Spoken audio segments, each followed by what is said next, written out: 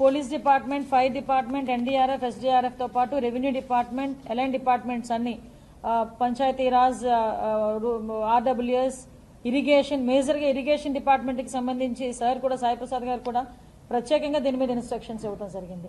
అంటే ఈ టైంకే ఐడెంటిఫై చేసుకున్నాం. కొన్ని ఐడెంటిఫై చేసుకుని బండ్స్ ఎక్కడైతే వీక్ గా ఉన్నాయి, బండ్స్ ప్రాబ్లం ఉన్న చోట ఆ ఏరియాస్ లో ముందే ఐడెంటిఫై చేసుకుని వాటన్నిటి దగ్గర కూడా ఈ శాండ్ బ్యాగ్స్ దగ్గర నుంచి ప్రతి ఒక్కటి కూడా ఎక్విప్మెంట్ అంతా రెడీ చేసుకోవటం, ఒక విఆర్ఓ స్థాయి వ్యక్తిని కూడా దాని మీద ఒక మానిటరింగ్ కి అక్కడ ఆ ఏరియాస్ లోని డిప్యూట్ చేయడం కూడా జరిగిందండి. సో ఎక్కడ కూడా ఎటువంటి బ్రీచెస్ కానీ ఎటువంటి ఇబ్బంది లేకుండా చూసుకునే బాధ్యత కూడా తీసుకుంటున్నాం. నెక్స్ట్ ఇంకొకటి ఏంటంటే ఈ అబ్స్ట్రక్షన్స్ ఏదైతే ఉంటాయో కాలువల్లో కానీ కెనాల్స్ లో కానీ అబ్స్ట్రక్షన్స్ కూడా క్లియర్ చేయమని ఆల్రెడీ ఇన్స్ట్రక్షన్స్ వెళ్ళినాయి. మేము చెప్పేది ఏంటంటే ఎవ్రీథింగ్ ఏది వచ్చినా కూడా ఎదుర్కొనడానికి, అదేవిధంగా సహాయక చర్యలు చేయడానికి గవర్నమెంట్ సిద్ధంగా ఉంది.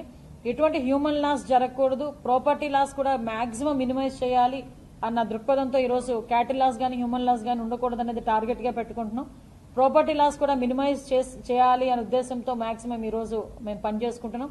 ముఖ్యంగా సోషల్ మీడియాస్ లో కొన్ని చోట్ల చాలా మంది ఫేక్ ప్రచారాలని చాలా ఎక్కువగా చేస్తున్నారు. ప్రజల్లో ఒక పానిక్ సిచ్యువేషన్ ని క్రియేట్ చేయడానికి చూస్తున్నారు. దయచేసి అలాంటి వాటిని నమ్మొద్దని చెప్తున్నాం. ఆ ప్రజల్ని పానిక్ చేసి ప్రజల్ని ఇబ్బంది పెట్టే పరిస్థితులు క్రియేట్ చేస్తే గనక ఎటువంటి వాళ్ళ మీద చర్యలు తీసుకోవడానికి గవర్నమెంట్ సిద్ధంగా ఉంది.